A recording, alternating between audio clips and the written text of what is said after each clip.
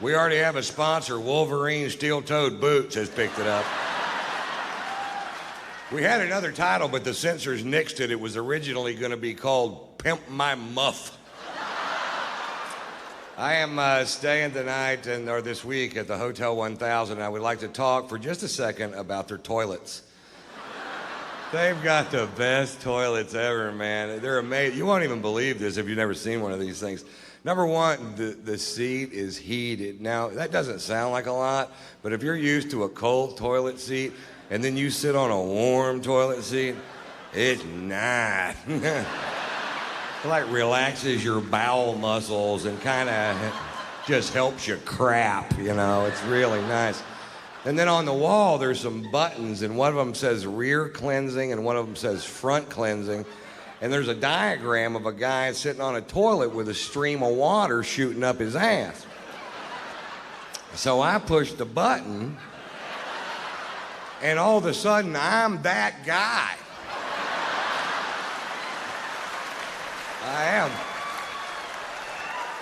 I am sitting on the toilet with a stream of water shooting up my ass, and it's amazing how accurate this thing is. I don't know if everybody's butthole's in the exact same place, but this thing has got me dead center. Then there's another button below that button, and it says oscillate, and I said, why not?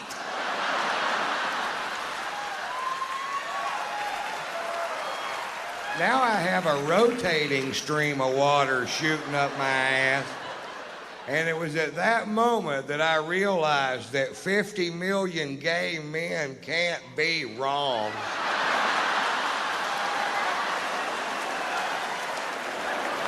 I'm singing songs to this toilet. I'm in love.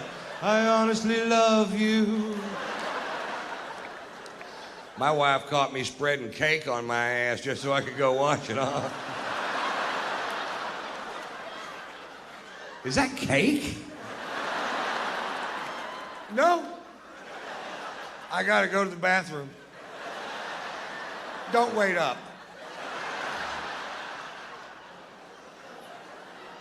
I'm gonna try to tell you this story. This happened on Tuesday. I'm going home from the PetSmart in the car with two dogs and the wife, and my wife says I gotta stop at the bank, and I say shit or whatever I said. Because I don't go in the bank. Everybody knows that. I stay in the car with the dogs, and she says I'll be, 5 minutes, but there's absolutely no such thing as 5 minutes with this woman. And she goes in, and I know the dogs need to pee, and at our bank there's one piece of manicured lawn that has two signs that both say, no dogs. So I took my dogs over there. This guy comes waddling out of the bank with a big scowl on his face, and he goes, the sign says no dogs. I said, the sign's wrong.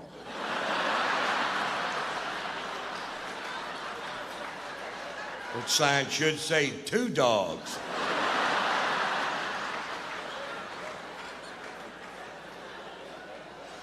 I saw a commercial the other day, and I really don't understand the organization, and I really don't understand who they think they're ever going to help. And it was for a company called www.don'tshakeababy.com. Now, I'm not going to get up here and take a big pro-baby shaking stance, so you can go ahead and relax, Seattle. But I don't know who they're supposed to help, because if you're such an inbred meth head shithook that you would consider shaking a baby, the only thing that's going to help you is a beheading. No.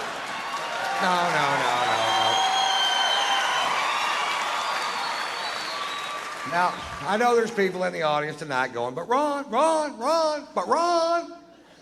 what if the baby's asking for it? Don't shake a baby. What if I can't find my car keys and I've looked everywhere?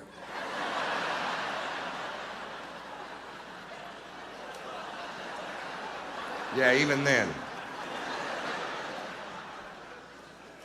I went on to www.don'tshakeababy.com, and they have links to similar websites They have a link to www.don'tstickyourdickinaToaster.com, and they have a link to www.don'tshoveaferretinyourass.com. And there's a lot of reasons why you don't want a ferret in your ass, because they're not like gerbils. They've got fangs and claws and a lot of shit you don't need in your ass, man. I got a ferret in my ass right now. I was at the hotel on the toilet a while ago, and he popped his head out of my butt, started washing his face in that little oscillating stream of water.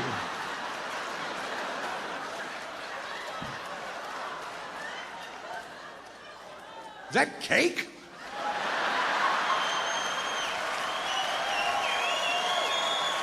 No! Certainly not cake. I got a little trouble. Did you guys hear anything about that? I'll tell you what happened. I had 2 sold-out shows in Fort Pierce, Florida, and we were going to land in Vero Beach, Florida, and I have an airplane that you guys bought me. Thank you. It's nice. It is really cool. And we land at Vero Beach, and when we land, I look out the window, and there's 3 cops standing there, and which is no big deal to me because cops love me, and so do firemen. And a lot of times I'll get a police escort from the airport to the venue, and this wasn't one of those times.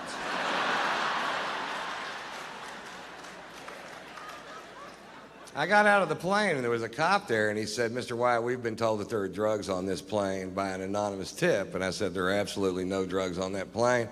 Now, I did have a little bit of weed in my bag, but I wasn't on the plane, so technically I'm not lying to this guy. And, he goes, "Well, do you mind if we search the aircraft?" And I said, "You absolutely cannot search this aircraft unless you have probable cause, because I still have civil liberties." You know what I mean? I do. And they said, "Okay, well, we just want the drug dog to walk by it a couple times." And I said, "Fine." And the drug dog walks by a couple times, and the guy goes, "Well, the dog gave us a signal that there are drugs on the plane." And I'm like, "No, he didn't. That dog didn't do anything. I was staring straight at him. He didn't wink, blink, oof a paw. What's his signal, a blank stare? That's all he did." Because the dog says there's drugs on the plane. I'm like, "Well, I said there wasn't drugs on the plane. Who are you going to believe, me or the..." Fuck, never mind, you know?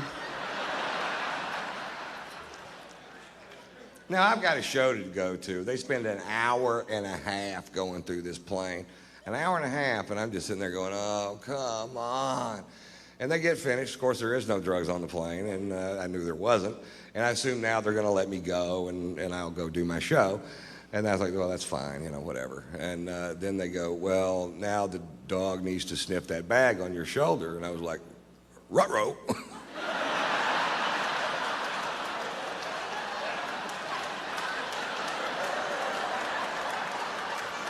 They found 7/8 of a gram of marijuana in my bag. Now, when I have 7/8 of a gram of marijuana, I consider myself to be out of marijuana. That is no weed. And it's medical marijuana. It was prescribed to me by a doctor in California where I live. And I told the cop that, and he said, "Well, what did you tell a doctor to get a prescription for marijuana?" And I said, "Well, the doctor said, 'Do you have any symptoms that marijuana helps alleviate?' And I said, 'Well, I get bummed when I run out of weed.' Marijuana cures that." They handcuffed me and put me in the back of a cop car and took me to jail. Now, I'm not whining about that. I broke the law. That's fine. But fuck, this is Florida. These cops drove by 3 meth labs and a dead hooker just to get there. They processed me through county jail. Now, for whatever reason, I had a bunch of cash on me. I'd been on the road for a while. And now they got to count it in front of me. And this guy comes over and he goes, "Hey, man, I'm going to have to count that money, and you're going to have to watch." And I'm like, "Fuck, not you." Fuck, no. This money's in banded $5,000 stacks. And he picks one of them up, and he goes, "One Mississippi, two..." He didn't really say Mississippi, but he fucking could have. To Mississippi. And I go, you can't do it that way. It'll take forever. Just take the band off and start counting. 1, 2, 3, 4, 5. When you get to 50, that's 5,000. Then just start the next stack. And he goes, that's a good idea. That's what he said.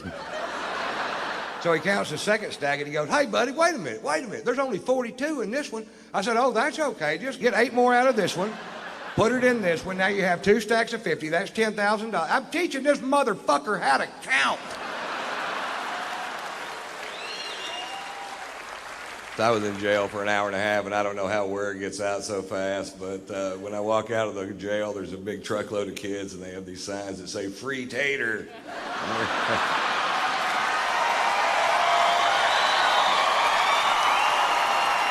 I've had the weirdest things happen lately. I just fly from LAX to Atlanta to see some lawyers and a dentist, the combination platter of wonderful days.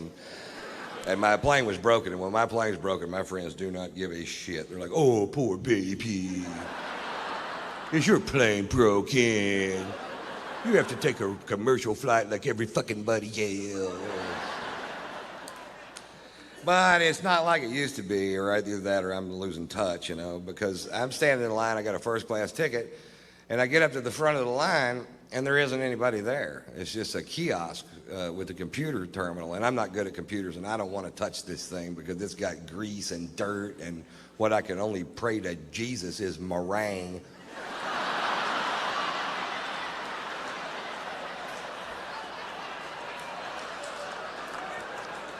But it works pretty good, you know. I swipe my card through there, and up pops a diagram of the aircraft, and it shows all the seats on the plane. And it shows which ones are occupied so you can choose your own seat. And that is almost a great idea. What would make that a great idea is if there was a photograph of the person sitting in that chair.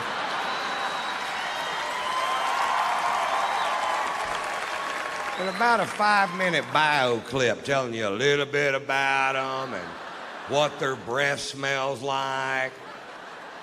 Right, because I picked my seat and I'm in first class, so as soon as I walk into the cabin, I can see my chair, and sitting right next to me is a big fat fuck. Now I know I'm heavy, but I'm not a big fat fuck. This guy was a big fat fuck, and part of him is in my chair.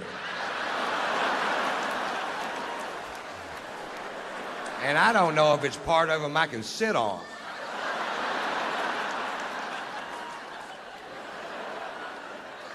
Hey, I've got a little tip for the morbidly obese, and I don't mean to sound cruel, but once you get to 550 pounds, stay home and go for the record. I'll sponsor you. Write tatersalad.com on your gut, and I'll send peaches over there. Peaches? Why wouldn't I send pizzas?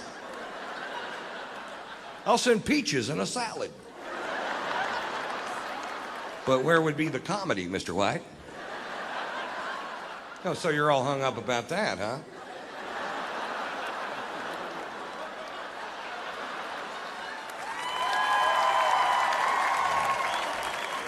Okay, I'm just going to try to do that line right, just in case we decide to do it that way. I'll send pizzas over there.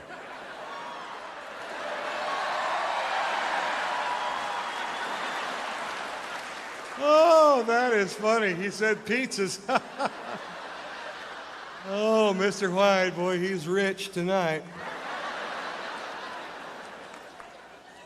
I get to Atlanta, and I check into the Ritz-Carlton Hotel, and the next morning I go to take a shower, and there's no hot water.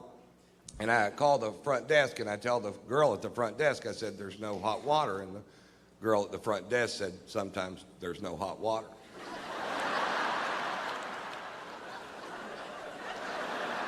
Didn't I just tell you that? I said, I've stayed in $20 a night motels where water was so hot you could cook your nuts with it. They found an all-night dental school. This dentist is 14 years old. He hooks me up to the gas, and I don't feel anything. I'm like, dude, you need to turn this gas up. And he goes, there are regulations of the state of Nevada, stating which, Code 1, Section 4. Fuck. And I asked him, I said, where'd you go to college? He goes, Brigham Young. I'm like, fuck, dude, turn it up to Catholic. Never let a Mormon set your buzz level. Never. Don't do it. And I'll tell you why. They don't understand fucked up the way you and I do. They don't. They're guessing, and they're shitty guessers.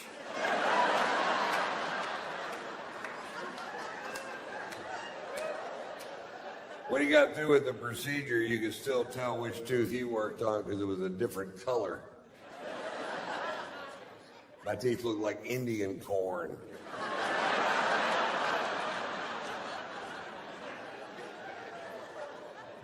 I had to go to my dentist who's pitching veneers for my teeth because he says I'm doing widescreen, high-definition television.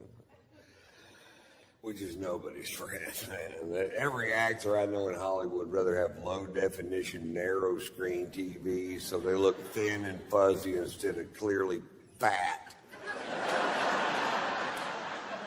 I would like to see my dick on a widescreen TV. That way I can quit looking at it through my reading glasses.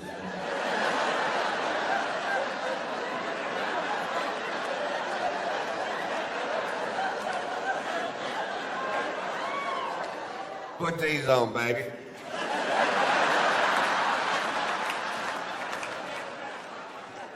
It looks bigger than it feels.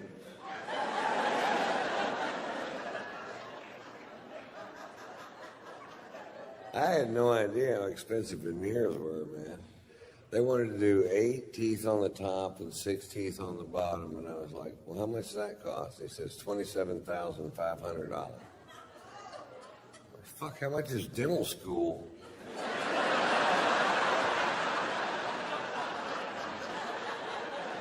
I'll teach my mother how to do it. You're going back to college, Mom. I never went to college. Well, this'll be fun for you then.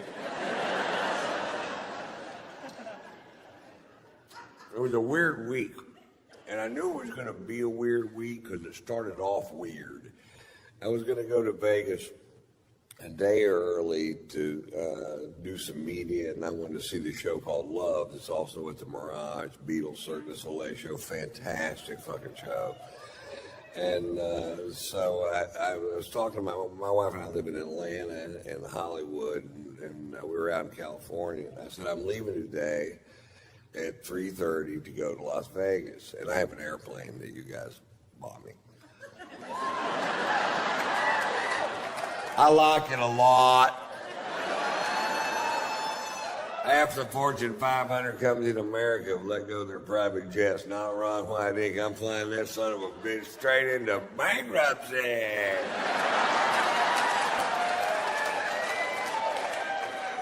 I guarantee you one day I'll be living in a double-wide trailer with shag carpet, and I'll have a jet with weeds growing through it. I'll be in the front seat going, push me around some.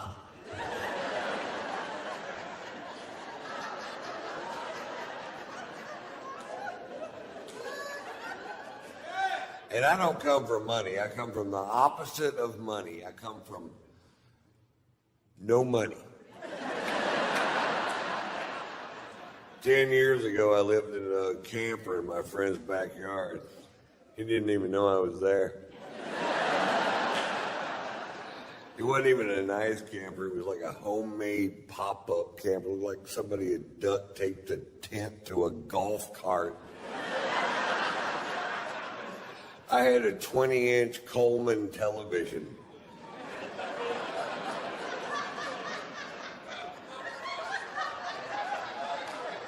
Had to pump it up during commercials. You couldn't watch porn on it because nobody's that coordinated.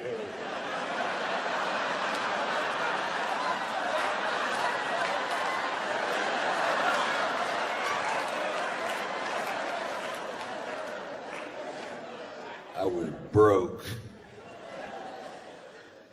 I owe the IRS a bunch of money because I don't understand how that works.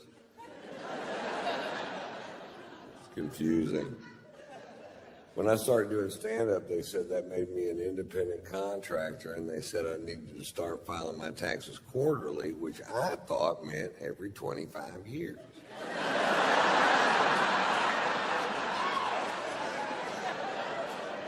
My brain won't wrap itself around shit that complicated, man. My brain does this. That's it. That's all it does.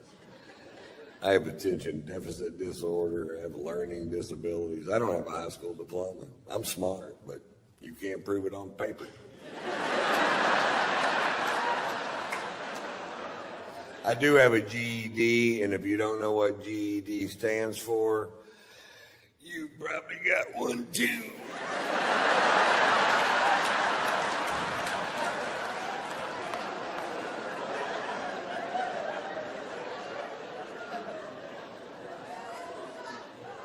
Anyway, I told my wife, I said, I'm leaving today at 3:30 to go to Vegas. My wife's singer-songwriter, composer, Margot Ray is her name, and a brilliantly talented woman. And she says, well, I'm working with a guitar player in the studio till 5 o'clock. You can't wait till 5:30 so I can fly with you. And I said, can you be there at 5:30? And she said, yes, which I knew was a lie because she's the biggest liar in my life. When it comes to how long it's going to take her to get somewhere, I hear her on the phone all the time just lying through her teeth. We're 2 exits away. Traffic's really heavy. We should be there in 15 minutes. I'm like, you're in the fucking bathtub. We wouldn't be there in 15 minutes if we were where you said we were.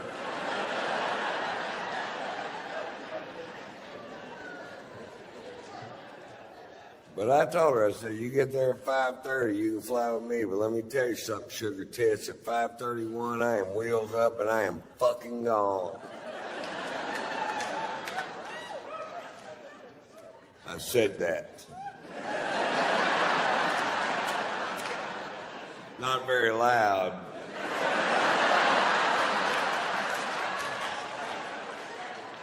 But I said it. 5:31 gets there. Is she there? No. Do I leave? No. 6:01 gets there. Is she there? No. Do I leave? No. Why? Because this dick won't suck itself. That's why. It won't.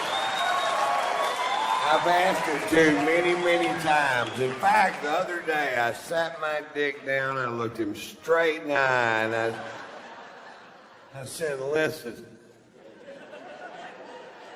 I know I've drug you into some pretty muddy shit in the last 35 years. I need you to get past that, learn how to suck yourself so I can grow a spine and get on with my goddamn life.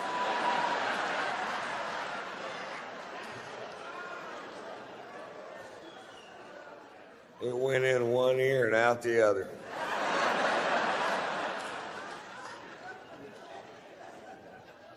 My dick has ears. It has an eye, and it has 2 ears, and a double chin. Mr. Potato Dick. The cutest thing you ever saw. I got little outfits I put on them. One of them's a raincoat. Not a condom, a raincoat. A little yellow slicker with that hat. And it looks like that fish and chips dude. It's the exact same size as the one on the box. That's just an interesting fact.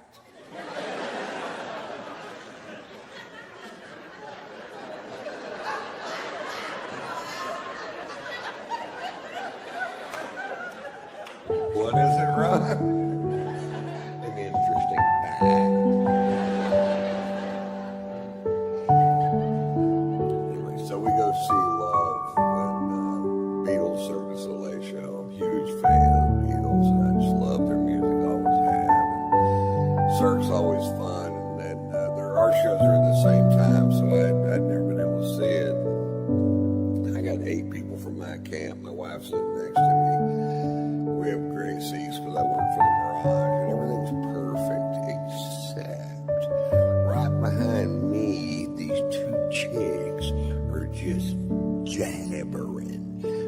the show. Just jabbering, just jabber, jabber, can't shut up, jabber, jabber, won't shut up, jabber, fucking jabber, jabber. The kind of chicks that can talk around a blowjob. Well, I told him all day, if you don't fix that goddamn screen door, I'm gonna go out and I'm gonna hurt some fucking people. I come on one more time, that baby got a shitty diaper wrapped around his ass. I'm gonna goddamn, I'm gonna go to swap meet and get a dress to wear to Arby's on Sunday with And I turned around and looked. I noticed their husbands were with them. I figured they're at a gun show trying to find a way out of this fucking thing.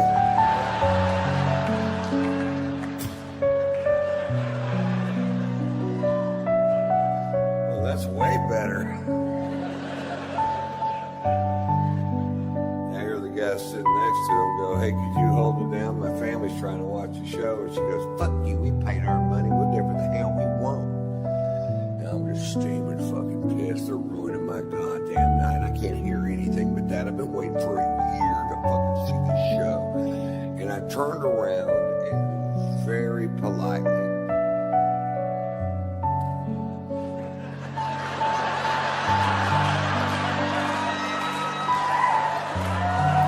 "Don't start with me." Very politely, I said, "Lady, talking during live theater, as far as social skills goes, is like shitting in the street. You better mind your own business." I said, "You better quit shitting in the street." He goes, "I'll have you thrown out of here." I said, "If you don't quit flapping your fucking cock holster." Everybody heard that. Before, it was a little disturbance right behind me. Very few people privy to that one. Then 1,700 people hear me go, "If you don't quit flapping your fucking cock all night."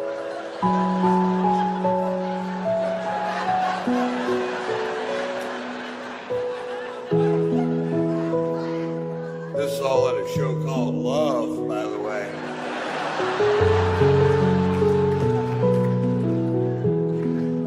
And are murdered and buried in the desert. Vegas, baby. Careful who you fuck with. And legend has it, if you go out into the desert, the moon is full, and the wind dies down, you can still hear her jabbering. I'm a street shooter. I'm shitting in the street. Did you? What the fuck was that? That's that chick Ron killed. They call this Jabber Gulch.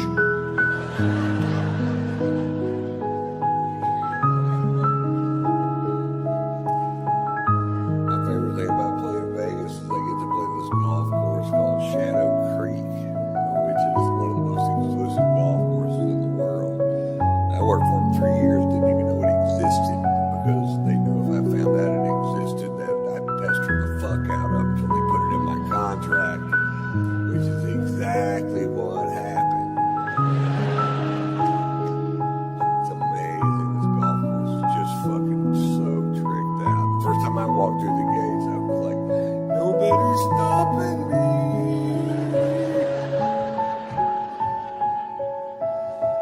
It's where all the pros